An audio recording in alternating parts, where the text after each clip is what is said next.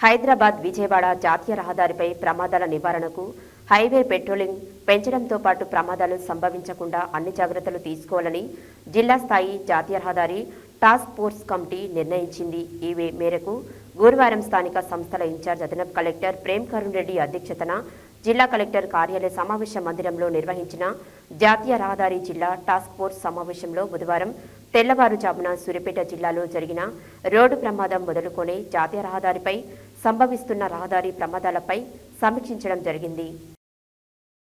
హైదరాబాద్ విజయవాడ జాతీయ రహదారిపై ప్రమాదాల నివారణకు హైవే పెట్రోలింగ్ పెంచడంతో పాటు ప్రమాదాలు సంభవించకుండా అన్ని జాగ్రత్తలు తీసుకోవాలని జిల్లా స్థాయి జాతీయ రహదారి టాస్క్ ఫోర్స్ కమిటీ నిర్ణయించింది. ఈ మేరకు గురువారం స్థానిక సంస్థల ఇన్ఛార్జ్ అదనపు కలెక్టర్ ప్రేమ్ కరుణ్ రెడ్డి అధ్యక్షతన జిల్లా కలెక్టర్ కార్యాలయ సమావేశ మందిరంలో నిర్వహించిన జాతీయ రహదారి జిల్లా టాస్క్ ఫోర్స్ సమావేశంలో బుధవారం తెల్లవారుజామున సూర్యాపేట జిల్లాలో జరిగిన రోడ్డు ప్రమాదం మొదలుకొని జాతీయ రహదారిపై సంభవిస్తున్న రహదారి ప్రమాదాలపై సమీక్షించడం జరిగింది. ఈ సమీక్ష సందర్భంగా స్థానిక సంస్థల ఇన్ఛార్జ్ అదనపు కలెక్టర్ మాట్లాడుతూ జాతీయ రహదారిపై ప్రమాదాలను నివారించడంలో భాగంగా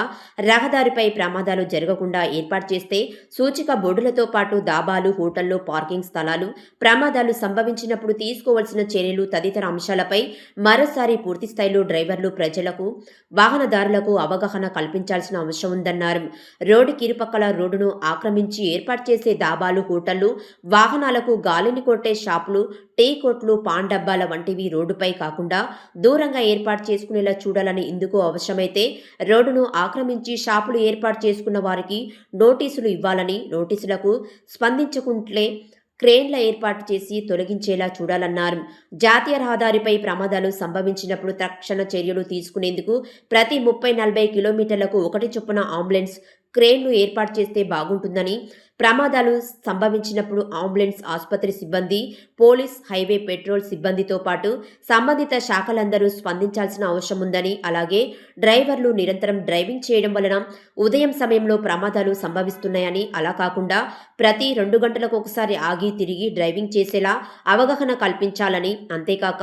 80 కిలోమీటర్లు మించి వేగం వెళ్లకుండా నియంత్రించాలని, ఎవరైనా రోడ్డు నిబంధనలకు ఉల్లంఘిస్తే కఠిన జరిమానాలు విధించాలని, ట్రక్కులకు, లారీలకు ప్రత్యేకంగా ఏర్పాటు చేసిన ట్రక్కులే బేస్లలో మాత్రమే వాహనాలు నిలిపేలా చూడాలని,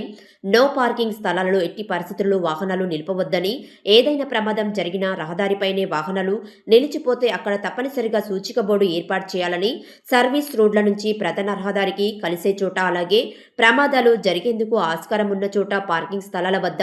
అవసరమైన బోర్డులు ఏర్పాటు చేయాలని కమిటీ సూచించింది. జిల్లా రవాణా శాఖ డిప్యూటీ కమిషనర్ వాణి మాట్లాడుతూ జాతీయ రహదారిపై ప్రమాదాలు సంభవించిన అన్ని నిబంధనలు పాటిస్తూ జాగ్రత్తలు తీసుకోవడంతో పాటు ప్రతి ఒక్కరూ వ్యక్తిగత భద్రతలో భాగంగా సీట్ బెల్ట్, హెల్మెట్ ధరించాలని, రహదారులపై ప్రత్యేకించి జాతీయ రహదారిపై పెట్రోలింగ్ పెంచాలని, 1033పై విస్తృత ప్రచారం కల్పించాలని, నిబంధనలు ఉల్లంఘించిన వారికి పెనాల్టీలు విధించాలని సూచించారు. జిల్లా రెవెన్యూ అధికారి దశరథ్, R&B, జాతీయ రహదారి, వైద్య ఆరోగ్య, పోలీస్, ఇతర సంబంధిత శాఖల అధికారులు ఈ సమావేశానికి హాజరయ్యారు.